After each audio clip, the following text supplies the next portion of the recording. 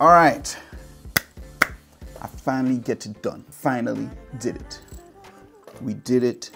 We did it. We did it. But I messed up big time. This is the Lady Laguerre and Piper reunion. We're talking about a song that we did years ago for Grenadian independence, and I finally had the opportunity to sit and talk with her about that experience and about her since then to where she is now. And I'm doing the edit right now, and I ran into a big problem. Bro, my microphone was off for the whole interview. The good thing is this. I was able to take the audio that came from this. There's a microphone in this headphone. I was able to use this, but it's a real good talk. I kind of patched my audio. I tried to get the quality up a little bit so you can hear me much clearer, but it's a very good talk. But without further ado, here is the Lady Laguerre, Piper, Where I'm From, reunion. Happy 50th Independence, Grenada.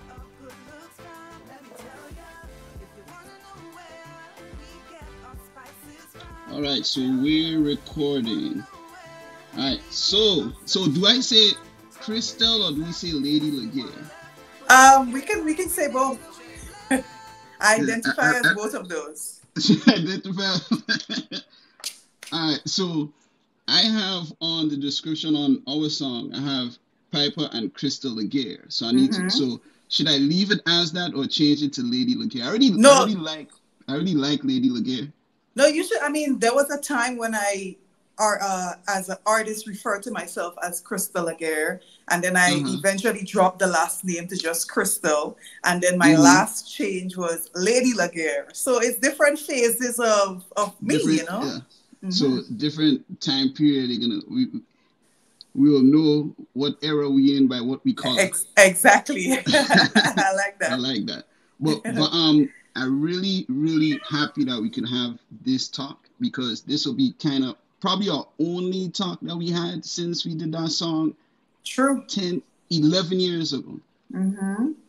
How old you feel, how old you feel know that I'm saying this song was 11 years ago? Yeah, definitely feel like I'm going down in age, for sure. Because to me, it feels like that's last month you record that, you know? In my memory, it feels like it was just the other day, but years have gone by.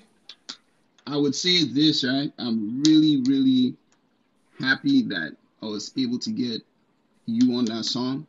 And much more than just doing a song, but to be able to see from that song to know the growth for you. You know what I mean? It's like, I'll give you the story of before you were involved with the song, all the kind of things that the chaos that we was going through, but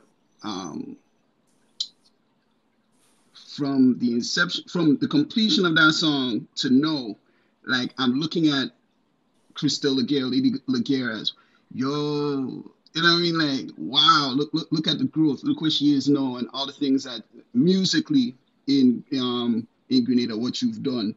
And it's almost like your name is synonymous when it comes to culture in Grenada, when it comes to music, when it comes to even all these drama when on stage and things like that. It's amazing. And that today I just want to talk more of the beginning, that, you know what I mean, even before that song, but I'm trying to home in on this song, because to me that was my connection to you. Is we did a song together.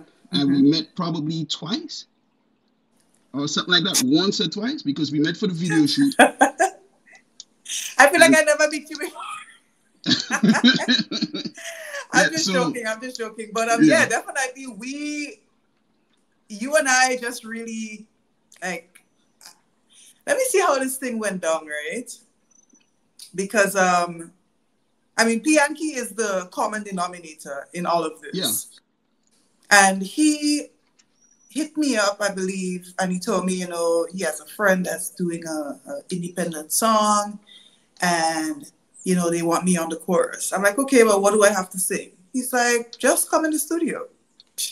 Yeah. Note well, like, this is so fresh into my, you know, I just maybe just a little bit start getting comfortable in the music thing, you know.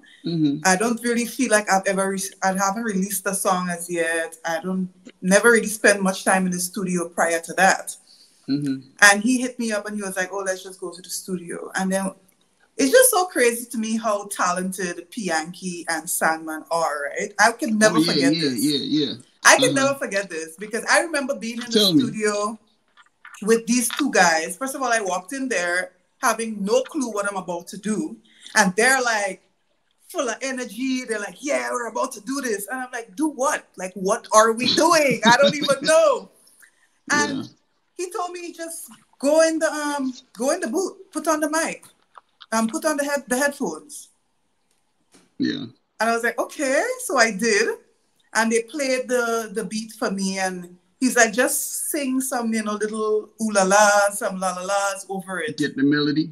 Yeah. I'm like, okay. And I just did that. I mean, whatever came to me, I just sang it.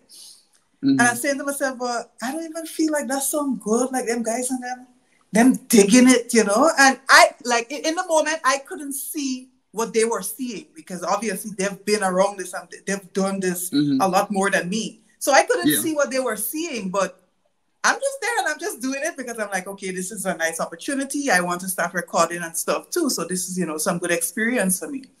And then they're like, okay, we're going to work on the chorus now. And I sit and look at these two guys come up with that chorus on the spot. Yeah. When I heard Sandman say, 12 degrees up, 61 left. Hey, listen, my mind was so blown when this man said this thing. And he's saying that like if, that's just a regular thought that come into your mind. And I'm like, what? I'll tell you this. That is my favorite lyric in that entire song. Because I remember you recorded it that night. I didn't hear the chorus until the next day. Right. And when I heard that part, I was like, yo, release. No, I don't want you to mess anything up. Just how it is, because I thought that the way you sang the chorus was perfect. And I was kind of worried about the chorus because I'm horrible at choruses, and that song was done. Like my part of the song was done probably weeks before that studio session you're speaking of. And I'm here in Atlanta, and I was like, bro, just to go back on it, I didn't know what to do.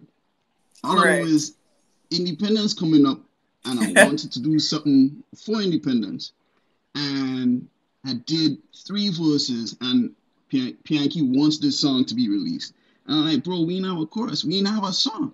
Right. And I didn't, I'll give you that story later too, but I couldn't come up with a chorus. And he was like, yo, leave it to me. I'm going by Sandman, such and such. And we have Crystal. And I'll tell you about even before it was you on the chorus, what happened. But I was like, I just didn't know what to expect. And bro, I remember the next day he sent it to me and I was like, bro, I sent it to Josh. Josh was the fellow who mixed the song. Okay. And I was like, this song coming out tonight if I could drop it tonight. It's perfect. The lyrics and everything. And it had a raw feel to it that you had on it. It was like, not raw in a bad way, but raw as in it sounded real. You know what I mean? It sounded like you didn't, almost effortless. It sounded like you were singing this for 100 years already when you went to the studio. It didn't sound like it didn't sound like someone wrote it for you. It didn't sound like you just like it just sounded that good. And I was like, yo, I think we have something. I think it might work. Well, I'm very happy to hear that it sounded like that. I mean, I agree, you know, like I like to be unbiased when I listen to myself, you know, like I try to listen to myself from a musician's point of view and not like, oh, that's me that's singing there. So when I heard it, when they played it for me and all those little ooh la las and little stuff that I did, when I heard how those guys cut up that and put it throughout the song, I was like, wow, that's me that's singing there. That song like proper thing. It was really amazing. It was something because I didn't expect it to come out like that, because I didn't know what I don't know what the lyrics was going to be. I didn't know what the melody was going to be, because I had a whole different melody in my head. Right. And Pianki was like, nah, don't worry about it. I have it. Don't even tell me what you want. And I was like, bro, I have this thing, and I'm horrible with choruses. Right. I didn't, so I was like, okay, I'm glad I had someone else taking that. And when he said he go by Sam, I was like, even better. I was like, cool. Mm-hmm. But I didn't know what to expect from you. I have, me and Pianki saw you probably the year before. I'll give you that story, right? So I knew from that day, Pianki was trying to find an excuse to do a project with you, right? So I don't know if you remember. This had to be either 2011 or 2012, because I was still back home. I was still in Grenadian. Okay. And there was a talent show. There was a talent show coming up, and they had the auditions in GBSS. Mm-hmm. You remember that? Mm-hmm. Mm-hmm. So we on top, we in the back, we just looking, because at the time we used to just look for artists to work with and all of that. And I wasn't in artist mode. We were in more producer mode. So we were looking for the young artists. And at the time, I didn't know I was going to move. So our goal was to find 2 or 3 artists and blah, blah, blah, and try to get them to work, get some music done. And you came on stage with your guitar. And I remember listening. I was like, you had this, your voice, yeah, it was a strong performance. And the guitar to me was like a bonus. Yeah. And I was like, Pianki was like, hit him on the chest, like, yo. Yo, and I remember that. And because I had to move, we never moved forward with that project of trying to work with artists. Right. And fast forward to this song coming out, the idea was to have a male vocal on Where I'm From chorus. The first person I had in mind was actually Sam Ogilvy. Okay. Yeah, so because like me, Sam, Pianki, all of us were about the same age, you know what I mean? We went to school and all kind of thing at the same time. And Sam to me was like one person I was like, if I find an excuse to work with Sam, I'm doing it, because I just wanted to work with him. And I remember Sam was like, he was busy, he couldn't get, he was like, I can't commit to the song. And I was like, stumped. And then Pianki was like, bro, you remember the red-skinned girl from that audition at the time? I was like, yeah. Boy, I feel I want to get her on the song. And I didn't see it, because you know when you have something stuck in your head, you have a certain idea. I had a male vocalist in mind for the chorus. I don't know what the chorus would have been. And like, I was like, bro, I don't know. But I could tell you this. I don't know. Pianki saw way past that. And I'm so happy he did. And I didn't think you would do it. That was the thing. I didn't think you were going to do it. And when he was able to get it done, it was so that's kind of backstory. That experience will forever live in my heart. Until to this day, I still perform that song. I sing my part. I sing your part with the guitar. I actually did it just not too long ago. At the end of the year, there are a couple events that I performed. And I sing in that song. I always start off with, we're the proud Grenadians in the house. And, I'm busting it. And trust me, that was such a monumental time for me, because not only did it give me experience in the studio, but when we did the music video as well, that opened my eyes to like what I can really do, because I always felt like I had to travel and go someplace else to accomplish certain things. And to see that I did I'm featured on this song, and here I am in a music video with just cameras and lights and stuff. That just really blew my mind. Back then I was much younger and I just couldn't envision these things. So to get that experience, it really, showed me what could be possible. There we go. All right. Well, I'm glad to hear that. Because I'll tell you this, I never had the opportunity to perform that song. I think back when I came home to shoot the video, I think we did one live on air. I don't know if you remember that one we did was it at Lexan? Is it? Did you go on Lexan? Yeah, with Yes, Lexan, yeah. it was down there. We did that. But in terms of hitting a stage with that song, that was one song I was like, bro, I want to hit the stage with that. So I still haven't Yeah. had the opportunity, but I'm really glad that you were able to, like, you felt like you want to use that song in your Yeah, for stage sure, because the for stage sure. is your home. And I mean, I'm opposite. The Hmm. studio is mine. I get stage fright and think I can't deal with the stage.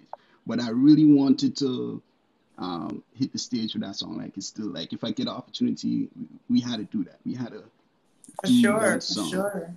And yeah, I mean that was the whole creation of the song. That was the whole vibe. It was man, it was that was a time, you know what I mean? And I'm glad to see like from there. I remember shortly after you did a whole album, you had another music video, and I was like, Mm-hmm, yo, mm-hmm. this girl on a wave, or this is Yep, like yep.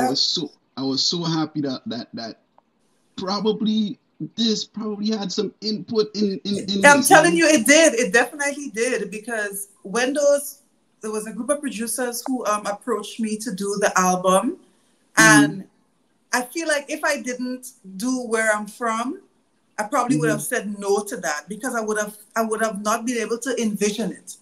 But because I Gotcha, got the gotcha. opportunity to go to the studio, I did the music video. Like I was like, yes, let's do the album because I got a taste of Yeah, what, yeah. what the whole process could be like. Yeah, And man. that's good. But okay, let me ask you another question. So we did that one song and then you went right into doing a whole album. What was that experience like? The album was definitely quite challenging. The producers are, how should I describe them? They are very particular on how Yeah, they yeah, yeah, yeah. wanted They that. wanted their sound. Yeah. Okay. So I was willing to give them what they wanted, but it was just a challenge because I obviously had my style of how I would sing and how I would do things. And I Mm-hmm. remember it took a long time. I went to the studio like day in, day out for months at a time. So then the Oh yeah, producer yeah, had me yeah, yeah. singing one line over and over and over. He's like, no, this note, that note right there, you need to sing it like that. And it was exhausting. It was exhausting, I'm telling you. But Would I'm you really say happy. would you say you learned more like being in album mode because I remember being in studios with people doing an album and Hmm. just like what you're saying I remember up here actually I was working in a studio with this guy and he's producing an album for this rapper and this guy hated being in the studio but me being like the middle guy just sitting there watching them do it I understood what the producer was trying to do and by the end of that project the artist was like thank you, because I don't think I'd have been able to do this if I wanted it my way. But Yeah, it's true. It's true. do you feel like you learned that you grew from that experience of doing a whole album? For sure, definitely. It really opened my eyes to, the amount of work that goes in because it's not just, like one song and done. It's a Hmm. whole story. Like the album is a story that you're telling through each and every single song. And these guys, what I tell you, they're serious about their stuff and I can't hit Yeah. one wrong note. They don't have nothing as hitting a wrong note and they're gonna go in. What's the name of that app that it is used to fix autotune? Oh, auto tune. Yeah. No You don't auto have tune. nothing They as want it. auto Yeah, yeah. tune. And You have to get that right. yeah, and I know exactly what you're saying because I listened to the song. I listened to the album when it came out. I downloaded it, and I Hmm. could hear that yo, those guys from back in the day before all this apps and all that before Exactly, exactly. they old school. And I got that from when I heard the style of recording and stuff like that. Which is I mean, which is a good thing because it teaches you as an artist it will teach you how to do it right. But Hmm. at the Hmm. same time it just didn't there are certain nuances that we do know that didn't add in there. And I feel like for Right. me, on the producer standpoint, the engineer standpoint, I wish like Yeah. I listened into the album, I was like, bro, I wish I was there just to tweak certain Hmm. things to make it Hmm. sound that way. And because it sounded great, which nothing wrong with how it sounded, but I just feel like I wish I was there to just tweak certain things, like change that drum pattern with a Right. to kind of pull it in the era. But it was I was happy to know that she did the album though. It was to me it was like, oh yeah, she's there now, or she's No, there. it was definitely a great experience. And even though, as you know, as we said, they are definitely old school. They had a specific song that they were going for, and I felt like the direction that I wanted to take my career didn't necessarily align with that sound. But at the same time, the experience was great. I got to release an album with my name on it. I got to do my first solo music video. I did a launch party for the album. I performed here, there, and everywhere on the island. I even got to go to France because of this album. I remember that. Tell me about that. Tell me about that. Because that, to me, I was like, I'll be honest. I was like, I remember seeing, like, when you're posting different things and you're going to Europe, and I was like, bro, like, I don't think she going back home. And I think she going straight into the second album. Because I was like, I just felt like if the right person, if you'd have bunked up with the right person and they said, all right, let's go into production mode. And I just thought that it would have been, you know what I mean? Yeah, you would have been on, and that would have been it. So I was really excited to see that happening. But yeah, tell me more about that trip. Yeah, so the producers, they submitted the album or some songs from the album to this well, it's not really submitting the songs. It was a music conference that was being held. It's called Midam, something like that. French name. And they organized the whole thing. Like, they put me into the program. I had a couple performances there, more like smaller stage performances booked, which was such a blessing. So this is my first time. Was this my first time going to Europe? No, I was there once before, but my first time going to France. I mean, to me, that's a big name. My last name is French, for those who don't know. So I felt like I was going back to the motherland, quote unquote, in some sense. But yeah, it was really great. When I got over there, people started speaking to me in French. I'm like, I don't speak French. They're like, no, but Laguerre, like they just couldn't believe it. They couldn't believe it. But that was such a great experience. They were like, it had different conferences every day. You go in, they talk to you about things like, releasing music. They talk about producing. They talk about touring. They talk about the technology and music. And it was really, really awesome. And I did get to touch the stage a couple of times. I made it a duty to walk around with my guitar. Even though I wasn't performing, I still walk with my guitar all the time, because once people saw me with the guitar, it was an instant, and it was also an instant conversation starter, because people would come up and be like, how long you play now? Or you play that guitar? Like that kind of thing there. So it was great. And I met so much musicians over there. Right now on my Instagram, I follow so much musicians that I met in France.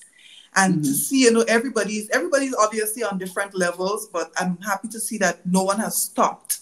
No one has given up music. Everybody's still doing their thing. And yeah, man, I get to touch over there, and it was just a great experience. That's amazing. That looked, from my end, I was looking at that and I was like really proud of you. I had to say, man, really I appreciate it. Because I'll be like, in me and Pianki, we're very close. Me, Pianki, just about all those guys from that era. Me, Cliff, just all those guys that when we were doing our songs, we went to school together. So when Pianki phoned you for the song, since then, to us, that was like the next era of music. Right. I'm looking from afar, and I'm looking and I'm seeing what you're doing, and I felt like, there's our girl, man. You know what I mean? Looking good. I love it.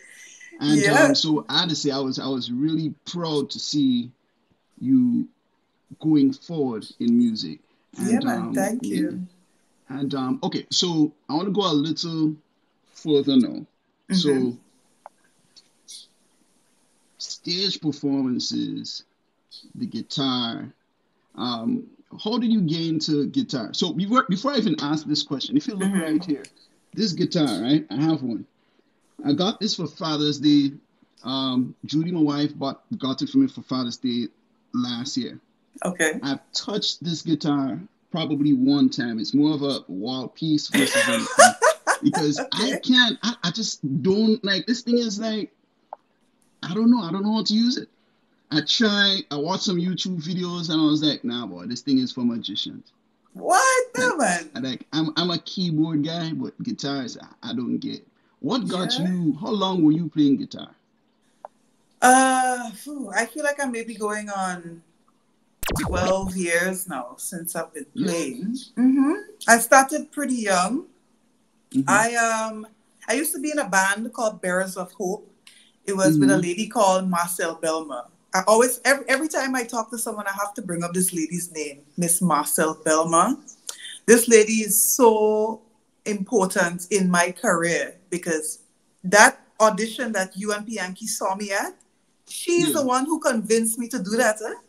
And almost everything that I did in my early musical career, she's the one that's saying, Crystal, go and do it, go and do it, go and do it. So we were in a band called Bearers of Hope, and we used to go to the prison every Sunday and, perform like uplifting music and stuff like that for the prisoners. We would go to the homes and sing. And there was a gentleman by the name of Dexter in the band. He used to play the guitar. And he and Miss Belma had some form of arrangement. They came up with a deal that he was going to offer everyone in the band the opportunity to play whatever instrument they wanted to play because he could play everything and he does teach everything as well. So that offer was given to me. And back then I was a big fan of Alicia Keys. So I said, well, of course I'm going to learn to play the keyboard. So I went to the class. I did like probably 3 weeks of keyboard. And when I tell you my hand cramping me, boy, I think keyboard is for magicians because my hand cramping. And worse yet, I didn't have a keyboard at home to practice. So I was feeling a little frustrated. Every time I go into the class, it's like I'm not really making no progress because I'm not getting, like the at-home time to really practice and stuff. And there was this gentleman by the name of Mr. Honore in the church. He told me that he had a surprise for me. And I went to his home and he gave me a guitar. Yeah. He just, that was such a blessing. The man just gave me a guitar. Initially he told me he wanted it back, but I already knew that he didn't want it back just because of the vibe, So he just gave me a guitar, and then I went to my piano teacher and I said, listen, I have a guitar at home. I don't have a piano. Let me switch over to the guitar because at least I have the guitar at home to practice. And the rest is history. Yeah. But you had to show me. So let me ask you a question, right? Okay, let me pull this down. All right. Let's do a quick lesson, right? Right. What do I do from here? So you say you play the keyboard, right? I play the keyboard. Do you know Okay. Do you know any music theory? You see, let me put this back. No. I can teach you something. I can teach you one chord. One chord. Let's go. Let me see. I wonder if I could teach you, but what would be more easier? I wonder if I could teach you to play do, re, mi, fa, sol, la, ti, do. I need do, re, mi, fa, sol, la, ti, do. So you're saying you don't know any... Let me give you a story. Everything that I know about with music, I learned from the Sound of Music. Everything I know about music came from that movie. It's a funny story. So my uncle, when I was like 7 or 8, my uncle bought me he brought a keyboard from us. We was in Grenada at the time, and he came from America, and he brought this keyboard. And I'll tell you this, that changed my life. And at the same time, I used to binge watch these old movies, and one of them was Sound of Music. And I used to be, the do, mi, so, re, fa, la, ti, ti, all them things like that. Okay. That is what I always revert to that. So that's how I learned the scales. But I don't know music theory. I know, that is what I know. Well, this lesson might take a little longer than I think. Okay. Just tell me where does your finger go? Where do I... Okay. Let's make a strum 1. I can give you an easy chord to play. Okay. In the second fret, so we know the frets go from the head. Uh-huh. Right? So that's the first fret right there. Yeah. In the second fret, Uh-huh. on the fifth string, 2, 3, we know 4, no. 5. You count going up. Oh, so down up. Okay. 1, 2, 3, 4, 5. Right. Uh-huh. And then in that same fret on the fourth string, so your finger basically going like that, one on the fifth, one on the fourth, Uh-huh. on the same fret, and strum that. Let me hear. This may be out of key too. I feel like it's out of tune. No, I say this might be not true. We'll do that another time. But Yes. anyways. But what I was showing you there, that's E minor. That's a chord. That's E minor. Okay. Well, that'll be a whole other. All right. Well, here's another thing I want to get into. I want to get into. It is right now at the time we're doing this interview is January. I mean, coming up to independence. The 50th independence of Grenadian, which I find like we're making it a big deal because it is. And that was one. This is one where I really wish I could come home for. Are you? Well, you say a wish, so that means you're not. Okay. I still might do it. I don't know. But tell me. I know you do a lot of things when it comes to cultural things in Grenada. What's the vibe like coming up to this? For the 50th independence? Oh, it's what I can tell you is the government is spending a lot of money. Okay, I feel like, well, I mean, not that it shouldn't be, but it's like it's a big deal. Like it's a big deal. The government is making a big deal. The people making it a big deal. All over you, everywhere you go, there is red, green, and yellow. The places are adorned with the colors, and I'm looking forward to it. I'm looking forward to how big the celebration is actually going to be, because they even for the first time, I think they had a launch, an independence launch. I think that happened. That was in December, right? I think either October or December, around there. Oh, okay, it was a while ago. Okay. Yeah. So they had they had the launch, and I don't know. I've just never seen anything like this before. To me, all I know, independence come and I cook up my oil long and I eat my oil long, and that is it. But this year, this 50th, they're going all out. And to me, the Grenadian people are loving it as well. Yeah. Well, I really wish, like, I'm watching the way how big of a deal it is. And, like, I'll be honest, like, I wish where I'm from was out this year versus when we did it back then. And that is what the way it's been, the way they're taking it, how serious they're taking the independence celebration actually is what spawned this talk. Because I felt like I mean, when we did that song, we did something that probably never was done when it comes to independence, because independence will be like culture and do calypso and this and that and the other. And I felt like just doing something different or different approach is always a good thing, because it's music grows, or we expand. Like, we're not just Calypsonians or soca artists or steel pan. We're not just that. We do music in and I feel like the way it's been taken serious, like I wish that our approach was not introduced, but you know what I mean? Like, had we done it this time, it probably would have caught on a lot better than back then, even though it is something that it'll live forever.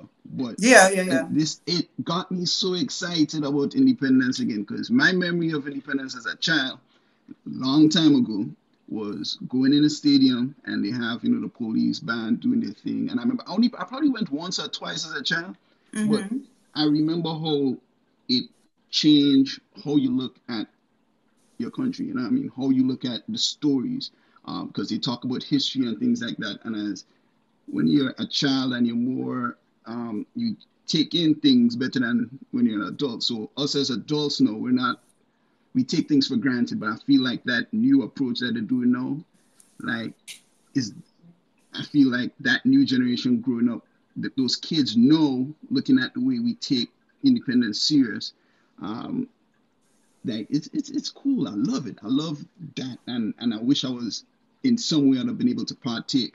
And that is why I wanted to have this conversation because you know what I mean it's important. So it's just I guess rap is my way of storytelling. Just like Ricardo Sunian may do his thing. It's just what I know. And with that being said, what is your way of storytelling to me? And I could be wrong. Correct me if I'm wrong. Is the stage and with your guitar and with just your ability to sing so well. And like if I'll tell you this, I would not be a rapper. I would never rap if I couldn't sing. You know what I mean? I understand. So when I'm saying all this to say, like coming up to the 50th anniversary of independence, I just wish I was able to contribute more. But at least if I'm not, I want to see if I could be there to just watch what happens. You know what I mean? No, I definitely agree with you. Well, my vibes came long before this whole 50th thing. I just went back and listened to where I'm from, and I was like, "What? That sounds like real bad, you know." Like, I mean, I always knew the song was a dope song, right? But I just got a newer appreciation for it, and that's why I started performing it. You know, so I have a couple shows that I do every month, and I was like, you know what? I should probably start singing that song because I felt like it has more potential. That's what I really feel. Like that song, yes, we did what we could at the time, you know, but I feel like it has a lot more potential. And I think we did speak about this, but just so that the viewers would know that the Grenada Film Festival did reach out to using the song for their like theme song because, you know, it's such a strong representation of Grenadianism. You know, and that was the whole approach. Was just I wanted to tell a story, and even when I go back and listen to it, like I never wrote something like that before because I was just as a Grenadian wanted to be a rapper. You know, we just follow what we see the world doing, and that is what I used to do before. But I remember in writing the song, I was like I wrote the song backward, if that makes sense. So I wrote the end. I knew how I wanted the song to end. I knew the story I wanted to tell was more of giving an appreciation to the culture of Grenada.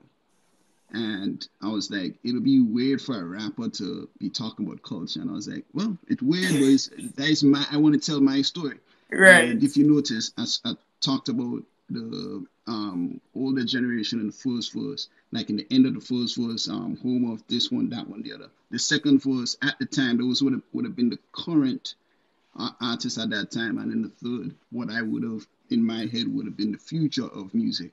So it was before, during, after, and then I kind of reverse engineer and write the lyrics in between and put like the nuances of the culture when you talk about people don't get called up by a kind of swing and in melee parang and all of that, and that plus what you guys did, you Pianki and Sandman came up with that chorus, because that's the thing about rap music. There's no melody. Well, no, there is, but the way I do my style, there's no melody. So when you came in and you know what I mean, it's like wrapping a Christmas present. The way you came in, I was like, I'm talking about it now, and you know what I mean, the chills coming up because I remember the first time hearing the finished product. And I was like, bro, this is something I feel that's important for culture. Think about it. There's a rap song, rap/R&B song that's important for Grenada culture. And I feel like more of, I wish I could see more of our, even if it's the Grenada dancehall artists, rap artists, R&B singers, do more cultural songs, because that's when you create your own genres and things like that. So, yeah.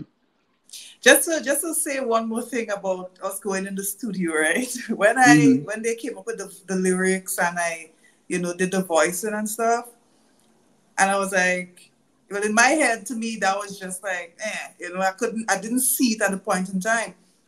And we left the studio, and I'm waiting for Bianchi to call back and tell me, all right, we're going back to the studio when you're going back to finish. to finish and do the final thing. And he telling me, no, we done already. And I was like, my mind was so blown. And I tell you, that was one of the most impressive things I ever experienced in my life. To see that we could just go in the studio, probably spend less than, probably there for maybe 2 hours, and just do that. And now I can go on YouTube and listen to it and just relive that memory of how awesome it was. Yeah, it was, every now and then I'll go back and listen to it, because sometimes I have to relearn the song, because I always forget the lyrics of it. Yeah. But I'll tell you this, it was, I've done music up to that point. I did so much recordings I never released, but that was the first, this was probably like the third release I did for radio and things like that, but it was by far my favorite. But it was, I'm glad that it spawned, you know what I mean, like the momentum of where you are now, because it was almost like the ending for mine. Okay. You know what I mean? So because it was at the point where I'm like, this is all I want. I want, like, I remember the first time when we got into music, when I say me and my old crew from back in the day, like, my goal was to record a song, and it led to me producing music and this and that. So I've done more producing for other people than actually being an artist. Right. So I felt like at that time, I was like in the tail end of things. I said, after this, I can just put down the music part of things. And I was really happy that it ended. Like, I don't want to say end, because I did a few releases after that. Not releases, but I still did some music after that. But I'm glad that, you know, like, it's like an end on a high note. I end, like, I've created something. For sure, yeah. Because everything else was, you know what I mean, you're playing around, you're doing what you do, but I'm glad that I created that. And I'm glad that you were a part of that. Like, you were able to recreate something together, and it's there. So, yeah. So, you get where I'm coming from? Absolutely. Yeah. It was truly a monumental time in our lives. Oh, yeah. And it was almost like, I don't know, it was like, because at the time we were looking at you being the younger one, that, you know what I mean, it's I was looking to do the song with someone else who would have been from my era. I felt like it just wouldn't have reached who it needed to reach. And everything happened for a reason. And shout out to Sandman, bro, because that's one person I always try to work with. And we did one song before. He produced a song from me years ago. I can't even talk about the song because I did such a horrible job with the song on it. So I feel like where I'm from was almost like a you know what I mean, like, hey, just give me that second opportunity to work with you. Okay, nice. And I felt like, all right, I want to move on to the next segment of this talk, right? I have this thing called, well, it doesn't have a name, but I want to ask as we're in the 50th independence period, I have some Grenadian questions to ask you. Okay. All right. This one is very simple. This one is just more of an opinion type question. Okay. Name your top 5 Grenadian songs. And when I say Grenadian songs, like songs about Grenada. And if you can't come up with 5, let's get about 3. And where songs I'm from about cannot be one Grenada. of them. Well, I was gonna name that number 1. What? All right. Where I'm from cannot be one. And think about songs that you probably listened growing up and this and that. For sure, I Love My Grenada. I'm not sure if that's the name of it, but I think who sang that? Ajamo? I think it's Ajamo who sang that song. No, that was, you're talking about, is it the Black Wizard song you're talking about? I'm talking about I Love My Grenada, my homeland forever. Sing me chorus. Yeah, that's Ajamo. Yeah. Right. Yeah. So that's definitely a favorite. I also love Sabrina Francis' This Is Home. You know, there's someone I want to talk about too, but we'll get to that. Yeah. I sing that song all the time as well. Recently there's a song called Grenadian Nice. I don't remember the name of the artist, but that's a big tune. Grenadian Nice, Grenadian Nice, Grenadian Nice. That's big. I know that song. What else? But you say I can give three. That's a three I can get off my. So that's a three I can get off my head right now. Yeah. Who's number one in those three? I'll have to give it to a Jamo for number one. Yeah. Okay. And that's kind of tough. I'll give Sabrina 2, and I'll give Grenadian Nice 3. Yeah. I know that song, but you know, Sabrina is another artist that I put like. Oh, okay. While we're on the top 3 conversations, right? And if someone tells me what's the 3 artists that you're gonna put like who you're keeping your eye on that you think could do something major. And I'm putting you in that 3. I'll put you. Yes, it's not in any order yet. I'll give it an order, but okay. 3 people it'll be you, Sabrina, and I don't want to mess that name up. Is Riggy? Who? Is it Riggy? Is his name? Oh, Riggy. Yes, I think I know Riggy. Well, I know. I only recently know of him from him being part in the Groovy Monarch competition. But I didn't know about him like prior to that. Yeah, I give those 3. And if I had to, matter of fact, I probably could go 5. Let me put 2 more in there. But I always get names wrong. I'm horrible with names.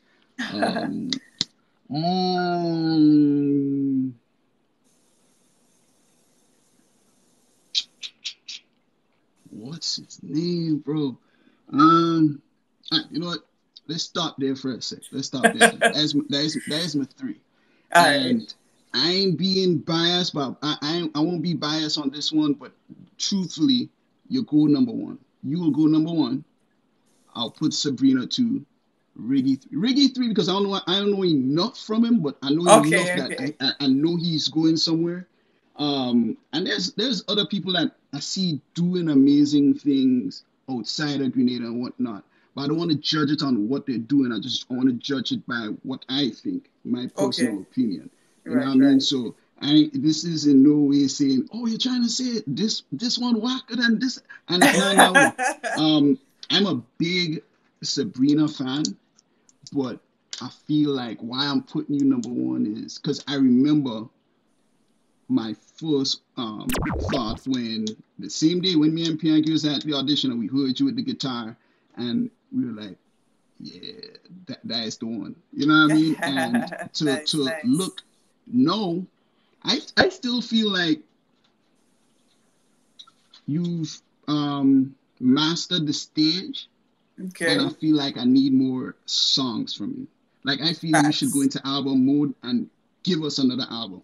Okay. And I feel like, and I feel like if you get, like you sit and lock in and do an album and do what you want to do, because I picture, the genre I picture in you, that and I could be wrong, you correct me if I'm wrong, right? I'll tell you which type of music I hear when I hear your voice, right? Like, you ever hear a song and be like, yo, that person would destroy that song if they were on it? Like, you know, like the Dua Lipa type music. Okay. That is what, like, I could hear you, like, killing that genre. Oh, you know what I mean? That pop arena, because I don't know, it's like there's a strength in your voice, you know what I mean, that could stand on its own type of thing, versus like reggae music, all this music's all good, but I feel like your strength might be in like just you could master killing that genre of music. Well, that's definitely a genre that I love for sure. I'm trying to find a way to merge pop and soca. Because I'm an island girl and I definitely want to contribute to the soca arena, to the culture, you know? Yeah. So I need to find that sweet spot. I need to find the sweet spot. That's easy. Because they both had the same tempo. True. So all you had to do is, I think the only thing to me, and again, we just talking freely on what I think. I think all you had to do is you just do your thing on that beat. Right, gotcha. And just get more, just as once you get to the point that you're comfortable and you're being you, like, because if you listen to the tempo, the drums, you know, like soca has this constant, and all we do is slow it down for groovy, we speed it up for power. But if you listen to most of these pop records these days, the exact same. Right. And then it's the only difference is the drum patterns may be a little different, but like I don't know. After this, I'll probably send you some beats, but for sure. Since you're on your producer vibe, let's do it. Yeah, exactly. So, but I always felt like there's a hybrid set of music that we could do. When I say we, like in Grenada, Caribbean music that we can get into without having to we're not trying to be you, we're just trying to be us with that world feel. And I see you mastering that. Like, there's a certain boldness that I hear when you sing. Like, it's effortless. Yeah, man. Yeah, I mean, we just have to be. If we're more experimental, yeah, you'll be all right. Well, let's experiment for 2024. I'm done for that. There we go. And that now, you know what I mean. I'm excited about that. Yeah, but So I want to go into another thing. So I was top 5 Grenadian songs, and general one, top 5 foods that you like. Food. Grenadian, well, not Grenadian food, but if you go to the shop right now to get to buy something to cook or just to buy snacks or whatever it is, what's the top 5 things you must have? Well, this is not only because we're celebrating independence, but oilong is number 1 for me. Oilong how do we number 1? Oilong is number 1. Number 2, I'm really a big fan of provision and sulfur sauce. Number 2. That is my thing. I love that. I love of the pilau. Oh, number 3. Okay. And this one is not necessarily, Grenadian, but I love cheese. So I do love like macaroni and cheese or macaroni pie, those kind of things. And I have to give a 6 because I can't forget roti. Oh, okay, roti. And I can't forget pizza. So I'll give you that. That's my 6. That's my 6 right there. That's your 6. Okay. I agree with your 5. Right. I mean, if I have to settle for 5, I'll take out pilau and put in roti. You'll take pilau out? Because roti bad. Let me tell you something. If the world was to burn down today, and I'm down to my last food that it's gonna eat before this place blew up, what you want to eat? I would eat pilau before I eat oil. No. Let me tell you, me and my son, Deondre is 19 now. I don't know if you remember, my son was on the video shoot with us. That little boy that was running up and down, he's 19 now. I remember. But anyways, his thing, the only thing that I can keeps him in tune with his culture in Grenada is pilau. When I tell you I could cook pilau every day and he eats it every day, I could eat pilau every day. Oil down, seasonal, you know what I mean? Because I can eat oilong every day. I can eat oilong every day. I can eat pilau every day. Pilau is my best number 1. Pilau. Then I would put. This is where mine differ, right? Cricks and anything. Cricks and anything. And I tell you, like, cricks to me is one of the greatest things we created in the Caribbean. I I agree. Cricks is pretty Cricks, intense. corned beef, cricks and cheese, cricks and jam, cricks by itself. So cricks going number 2. I put an oil on number 3. Ooh, okay. I put oil on number 3. I know it's supposed to be number 1, but I put it number 3. Number 4, and you may disagree. You know, people will say fig and saltfish. I don't really like fig like that. Okay. I'll eat it with, but baked and saltfish is what I like. True. That's a good That's a good one. I forgot about that. So that is number 4. Okay. Number 5. I'm trying to think. I don't want to stop at 4. I had to find number 5. And right now, I'm going back and thinking about my grandparents. Because he things like cuckoo and things, cuckoo and fish. I love cuckoo, but it has to be, it's according to what meat I'm eating it with, and I don't eat meat anymore. Oh, nice. Yeah. So I would say cuckoo as part of a dish, right? But I don't know if I put it top 5. But I'm trying to think. Can I say bread? Of course, I love bread. Can I say bread? And listen, and I'm being very, very specific with my bread. All right. So I grew up. When I grew up, I lived in Tantin for most of my childhood, the earliest part of my childhood, and homemade bakery bread with anything. Hot homemade bakery bread with butter. Listen, bread and butter, homemade bread with and butter. It can't be done. Honestly, I think it's kind of it's a slight bit of an abomination to put anything inside of a freshly baked bread besides 100%. Butter. I agree, and that should be law. Yeah, man. We could add that to the law. But I like that. I like that. Yeah. All right. I like that top 5 you got there. I have some history questions. I failed history in school, so let's go. Let me see what I got. Listen, this is your one time to pass this time. So, okay, this one is far history. So this one is, so before the Europeans came to Grenada, right?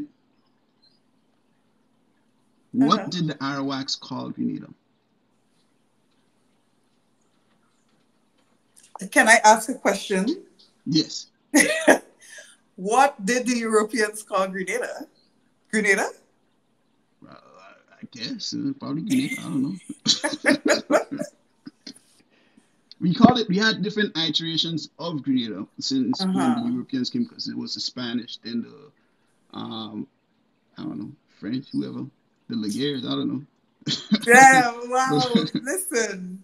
But before that, the Arawaks had a name for it. Well, I'm not sure if I have the answer to this question. I think they used to call it Laguerre at one point. It was called something starting with a C, but I just can't. I know there's one starting with a C. I just can't remember what. That's correct, but not the answer to this question. But go ahead. No. I take that back. It starts with a C. It starts with a C. It starts with a C. And that's the one that's just not coming to me. What was it called, boy? Carbonara. Come on, that's it. Carbonara. You know what? I'll give you that one, because I'll tell you this. I didn't know it until today. Oh yeah. Because the name I knew was the Carib name. I knew of but the Arawak name was Kamajuya. It's Kamajuya. And I mean, it was kind of close, kind of. Very close. That is why I was like, I didn't know people know that. I never learned that. Okay. Yeah, I only learned about those European names. I remember the Carib name was something else, but the Arawaks called it Kamajuya. Okay, so, nice. History for the day. I have another more recent history one. Okay. Who was Grenada's first Olympic 400-meter finalist? Is this a trick question? No, it's not a trick question at all. It's a, you know what I mean? It's a straightforward question. The first The first. gold, No, no, Olympic no. oh, Olympic finalist finalist, in 400 meter. 400 meter, Kirani James. You are wrong. Okay, Alan Francisque. Yeah, but you don't get second opportunity. You were wrong. It is Alan Francisque. I was gonna say that first, but then I'm like, was it 400? I wasn't sure. Yeah, it was 400. Okay, I'll tell you a fun fact. I'll tell you a fun fact when it came to me. This was in 2004, and at the time I was working in SU. That was my first job, and I actually watched that race. Alan Francisque came in fourth. And I actually watched that race with Kirani James' father, who was working with me in SU. Okay, interesting. And so in 2004, Kirani probably would have been 12. And I sat there and I watched the race with his dad. And this guy probably not even knowing that his son would have come on to become the guy who actually gave us the goal. Damn, that's crazy. Yeah. Because I remember when Kirani was like starting to, give international trouble, and they said who his dad was, and I saw a picture of him. I was like, bro, that is the same guy because when I was working in SU, I was probably like 18 at the time. I was like really young at the time, and it was my first job. And I remember him because he was a really cool guy. He's a really cool guy, and when I met him, he used to, the type of people always give the young people good advice and, hey, you should do this, do that. That's the type of person he was. So I always remember him. So when I saw who he was, I remembered that day that we had an old TV, we couldn't even hear properly. We had a little antenna on it because we had work. We're supposed to be working, but everyone's locked in on the TV, and we're watching this thing, and this guy not even.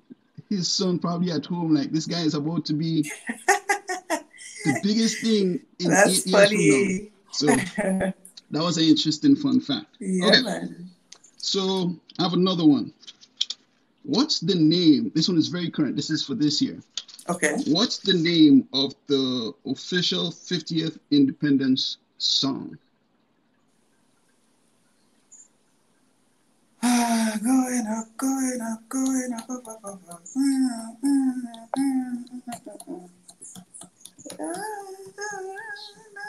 up from here? Is it called Up From Here?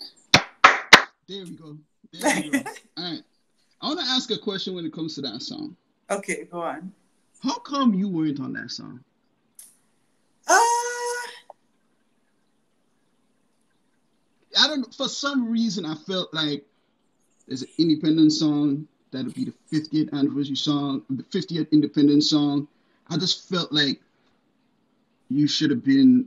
I felt like you're supposed to be on that song. It was slightly mentioned to me about the song. I don't feel like there was a strong initiative for my presence, number one.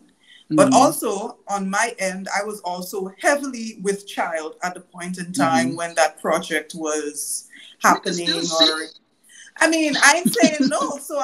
It was these things equally, I think, are the reasons why I'm not a part of that song. Number one, I wasn't properly approached. Gotcha. And number two, I was, in my whole vibe of thinking, oh my God, am I going to go into labor anytime soon? Oh, so you were like 9 months, ready to go. Yeah, for sure. It was really close to my due date. So it's a mixture of these things. But I'm actually very impressed with the project. I think it's amazing. I think it's amazing. I love that song, but I felt like that was the one missing. I feel like that was the one. And I'll tell you why, right? This is, again, not being biased, right? But I just feel like there are certain things some people do that warrant, hey, this person's supposed to be there. That's what I'm saying. And right. Like if I was home, I would have felt like, even if they said, hey, and let's just say if I was still actively in music and they said, now we want Crystal, I would understand 100% because I feel like what you've done in where I'm from and what you've done for that new era of musicians and independence, and that putting those two together, I felt like, bro, that's the first person that's supposed to be on that song. Yeah, man, but it's all good. It's all good. No, this is my feel. I feel like, but still, I mean, the song it's beautiful. And no, it's quite amazing. I do think it was well written. Even Riggy. He was on that song. He has a part of, but not only was he like singing, but he was part of the writing as well. Yeah. So it just goes to show we're full of talent here on this beautiful island. You know? Very much so. Very much so. But yeah, that was, so you got that question right. That's the name of that song. Okay. I want to talk more now on you and YouTube and social media. And I want to start this way, right? Okay. So there are two things you've done which went viral. Okay. Within the past few years. One was last year and one was probably during COVID. The first one during COVID, let me tell you, I was laughing at that one for you. Probably to this day, I would laugh at it still. Was you inside the balloon ball thing, all ready for job and everything, and it was like walking and with the ball. Tell me about that. That's funny because I recently shared it again on my Instagram story, and I was going through like some old stuff, and I remember that Vibes Cartel actually shared that on his Instagram. Yeah, which I think is so funny. Yeah, because outside of you being an artist, like Crystal Laguerre, the person, is so hilarious. And it's like your sense of humor. So. Your sense of humor to me is like, yo, she will heal social media with that type of, just the way you think. Like, where did that come from? Well, I got the ball. The ball is a piece of asset that I acquired to start a business, right? That is something on the back burner. A little business initiative that I wanted to start up. That's why I got the ball. And I haven't been able to start the business because COVID come and shut down the whole place. Oh man! So I have the ball. I have the ball there, and I'm like, what can I really do? I mean, I don't know. I don't know how my brain works. I don't know how I come up with these things. It was just a random thought. It was also part of me trying to promote my song as well, because while I'm walking, I'm actually listening to one of my original songs. And I just had this random idea, because I know there was no carnival, but I say, how could I play carnival? And I just got the thought about being dressed to go to Juve in the ball, because of the whole social distancing and stuff like that. I got my sister is my camera woman when I'm doing my crazy stunts. So I hit her up. I'm like, listen, I need you to come and film me just walking. I'm just walking and I'm listening to my song. I'm going to Juve. I'm social distancing. And yeah, we just did it and we posted the video and it blew up.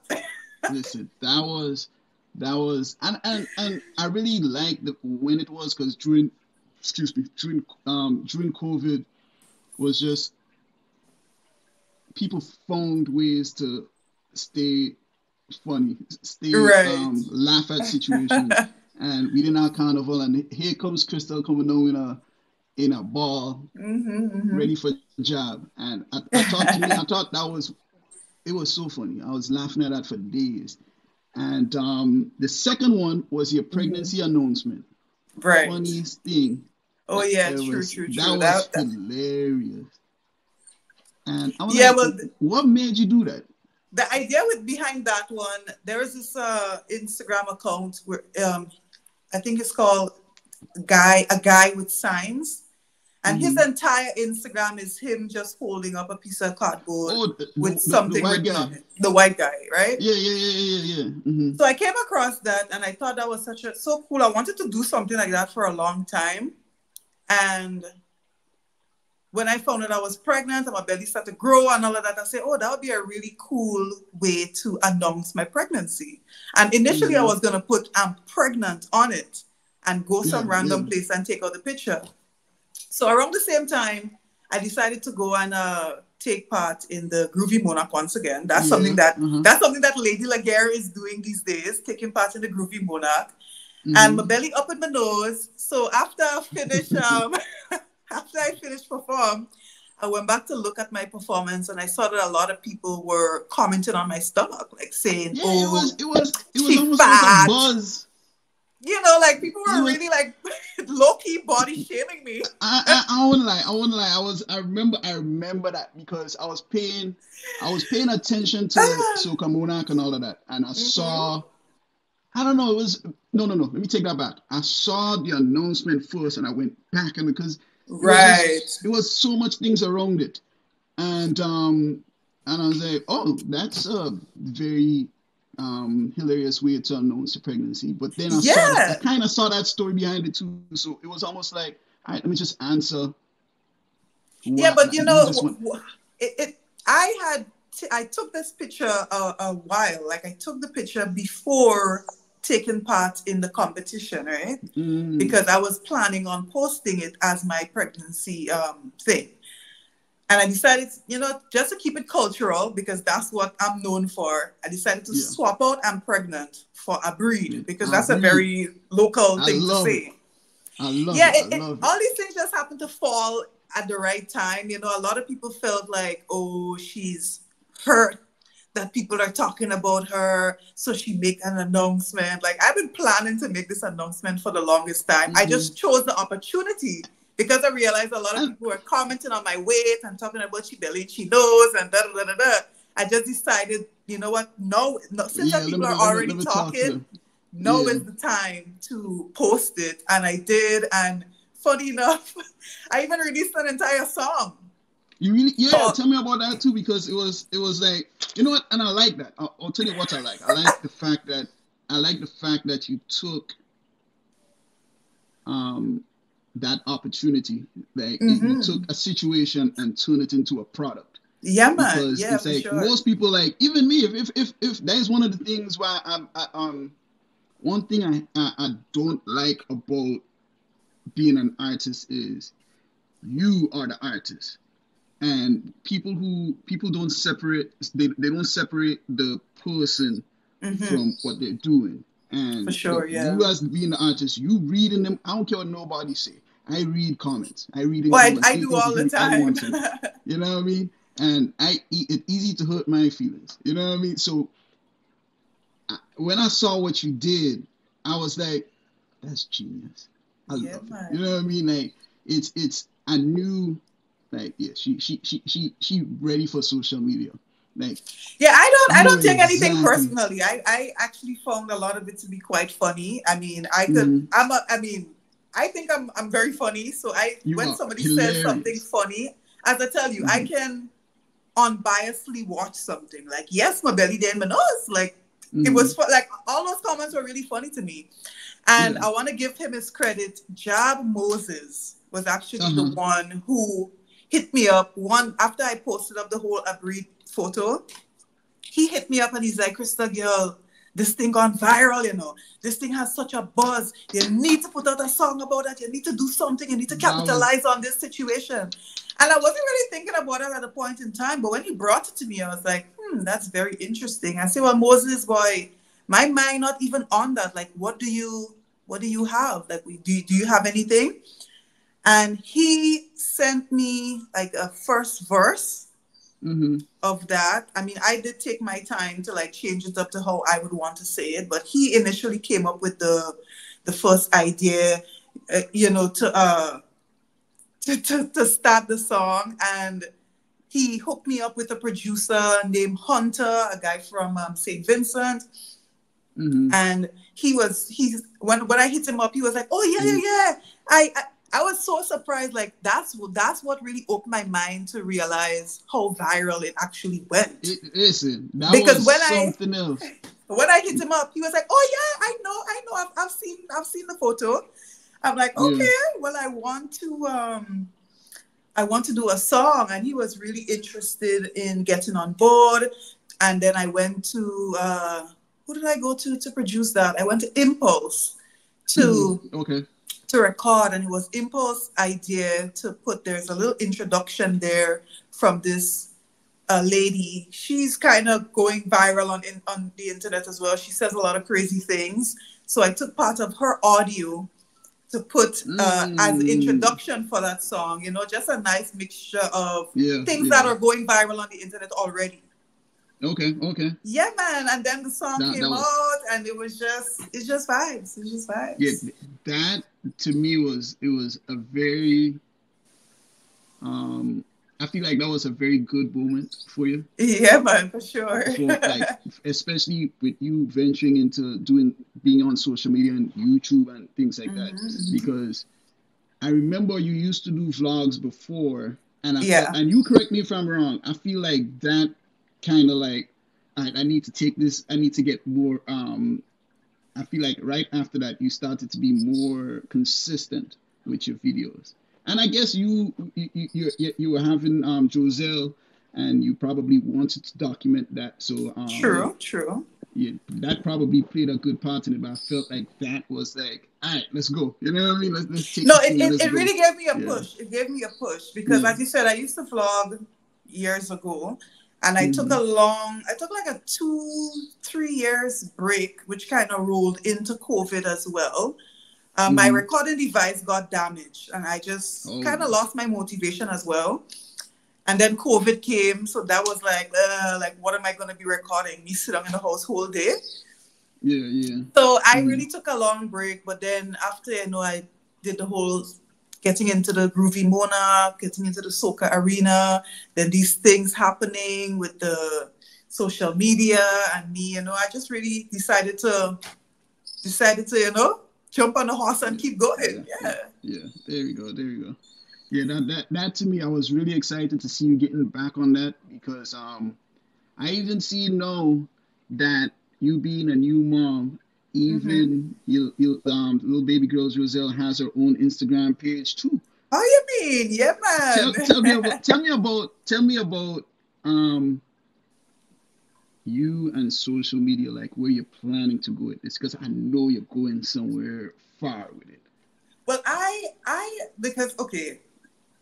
always believe in having a plan B, right? I'm a musician. Yeah. I would never stop being a musician. I would never stop making or loving music. But at the same time, I feel like it's good to have something to fall back on. If, say, for example, I put out songs and they don't sell. Say, for example, I put out songs and the audience doesn't love it. I'm just saying, what if? Maybe. What if, I mean, I don't think that's going to happen, but what if, And I feel like YouTube and social media is such a platform that gives you the opportunity to be your own boss. And I've been my own boss for a long time. I've been a full-time musician for a long time. And, I did take a step back from that. Which is amazing. I haven't done a lot of performances or gigging. I used to be gigging like 3-4 times a week back in the days. Different hotels, me by myself, me with a band. I got tired and I decided to take a long vacation. And during that vacation, I was like, okay, well, where is the money gonna come from? So I started started taking social media a little bit more seriously. YouTube specifically in the past couple of years, because Instagram and Facebook, especially being located in Grenada, you are limited with monetizing these platforms. But YouTube is one that you can really, once you put in the work, once you're consistent, once you're encouraging people and bringing in the views, you can definitely, you can be your own boss. It'd be a nice hustle. Yeah, of course. I like that idea, and I know you'll be good when it comes to music, but again, as I'm saying, because of your personality and people, it's very captivating. People, there are hilarious bits to you that people don't know about that they can see in the videos, and I feel like that's going to be what. That could actually be as part of your music career, which can bring it to the other level. For sure. I like the combination of the two. And I'm looking forward to, where it's going to go, because I know this is just the beginning. And, yes, for sure. I love YouTube. I love YouTube also. And I used it as ways to document. When my kids were younger, we used to do a lot of family videos and things like that. I know they feel they're too big for it, so I kind of slowed down on YouTube. So, but I try to get back into it in a different approach. But I enjoy watching people on YouTube versus being a creator more.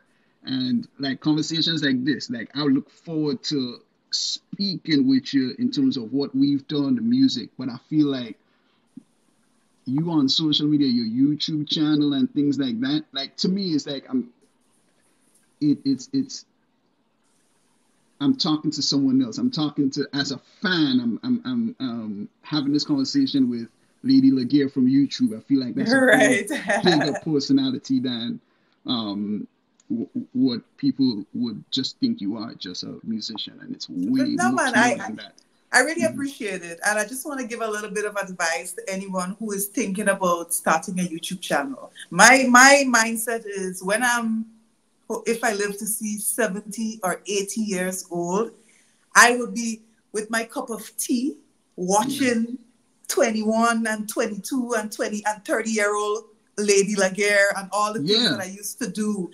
It's really, it's a public online diary. That's how I look at YouTube. And that's why I have an Instagram for my daughter. I also have a Facebook page for her, because I only have probably 1 or 2 pictures of myself as a baby, as a child. And I just really wanted to create that for her so that she can look back and say, okay, this is what I was like when I was 1 month. This is what I was like at 2 years old, you know? And I'm not even really trying to like make it be no big account or anything. It's really, if anybody chooses to keep up with her life, I am documenting and making sure that that's there, so that whenever the time comes and we feel like looking back, we could always look back and it's there to enjoy.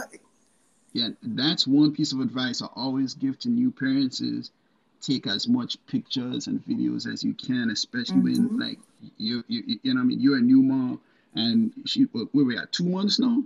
She's 3 months. 3 months. 3 months. Time is, and listen, time going by so quickly. Yes. Time is flying. And my advice is take as much pictures and videos as you can, because they change every day in that first few months. You know what I mean? Yeah. If you go to 1 month ago and you watch the pictures of her, I'm sure you'll be like, you don't look like that no more. She don't even look the same no more. She don't even look like that. It's crazy. So that is my advice to you. Just keep going, keep taking those pictures, because as you say, like down the line, when you go back and watch that, or even when she gets older and she looking at these things, like wow, and it's there forever. And yeah. Because like with my vlogs that I had from I was vlogging in 2015 till about till about COVID, and when I go back now and show the kids what they look like in 2016, 2017, and they're like, oh, like my son voice way deeper than mine, and he came in the video before, and he sounded like, and he can't believe that was him, and I was like, yo, that was just the other day, right? And it was something amazing for them to go back and look at. So you doing that and your reasoning behind it, I love that, and and I feel like you don't get burnt out from doing that if you have a reason, and I feel for social media you need to have a reason, and that's genuine. I like that. For sure, man. I feel really proud of my channel so far. I was stuck at 1,500 followers. Yeah, I was stuck at 500 something subscribers for a long time. Well, before the lockdown. And when I said, you know what, I'm just gonna start doing it, I'm going to dive in. I started posting a lot of shorts. I started posting like 2 shorts a day. I posted 1 long form video a week. And I'm almost at 1,500 now. And my, I'm very close to being monetized. And I'm just so excited. I'm so excited. Yeah. I'm looking forward to seeing how far you would go. But I'm glad to see that you, like, just as I said, you have a reason for wanting to do it. And I feel like people will gravitate to you. You just have that. There's some people just have that thing. They have that. They have that personality, and you know what I mean. You have that. Plus, you're talented. So the artist is just part of who you are, and the other part has a lot to show. So, you know what I mean? I tell you, as a friend, outside of that, I'm a fan. So, I appreciate that. so it's nice to see. So, other than that, I mean, outside of music, YouTube, Grenada, anything else you wanted to talk about? Or anything you want to let the world know? Just be safe out here, because I mean, apart from music and YouTube, that's really what my life revolves around. You know, every day I wake up is, when is the next performance? What song am I going to learn next? I'm rehearsing with a band. We're going to be touching the road very soon. You know, I'm really diving back into the music scene because, as I said, I took a long break. But yeah, just check me out. Keep up, subscribe, follow me. Yeah. Yeah, you know, the regular like, subscribe, hit the bell, comment. That, yes. Yeah. I like that shirt. Yeah, when I tell you, that's the whole thing. Just getting people to, you know what I mean, follow your story, and you'll be all right. And yeah, man. I mean, so when we doing the song? Boy, right now my household is so hectic. Okay, my household is hectic. There are a bunch of kids here right now, and you see how the place kind of quiet. Plus, I have my dog and my cat. They're getting on bad. It's a circus around here these days. But if not this week, then probably next weekend we can try and, you know, knock that out and see how it goes. Yeah, we had to try to perform where I'm from. For sure. And whatnot. Yep. And if luck would have it, if I'm able to touch down in February, we'll do something. For sure. We need to do that. We need to do that. If you come here, right? If you come here before Independence, are you thinking before Independence? I'm thinking I'm trying to see if I could do it for Independence, like probably that week. I was gonna say something, but we'll work on it. We'll work on it. Yes. Anyways, Lady Laguerre, thank you very much. First off, for even being part of the Where I'm From song. I really, my pleasure. You don't know how much it. You know what I mean? It's like you were that missing piece that we needed. Right. And I feel again, as a fan, I feel like, I actually get to do it. Like right now I could tell people, yeah, I did a song with Lady Laguerre. You know what I mean? Yeah, man. That's how I feel. And like every time you do something, I feel proud that this is someone that I've worked with before at some point. So I want to thank you for that first and foremost. And I'm proud of where you are, and I'm proud to see where you're going, because I know it's going to be far. And thank you for speaking with me today, and us having a time to actually have that talk, celebrating what we've done and celebrating what you are doing. And yeah. Yes, well, it's my honor. It's my honor. I'm very happy to be here. I'm looking forward to seeing what you're doing as well, and seeing your channel grow. If you're watching this right now, make sure you like, comment, subscribe, share the video. You know, we are Grenadians tackling this YouTube world, this YouTube algorithm. we will get in a chokehold just now. Of course, very soon. YouTube is one thing that I enjoy YouTube, and it's I feel like I'm glad I have I have a friend in there that I could look to, and like I could watch your videos and be like, bro, I know who that is. You know what I mean? I can show off. Yes. I have a superstar friend. So I appreciate that. I like that. But I look forward to it. I look forward to seeing more from you. But keep up the good work. Thank you so much. You as well. All right. Have a good one. We'll keep in touch. Thank you.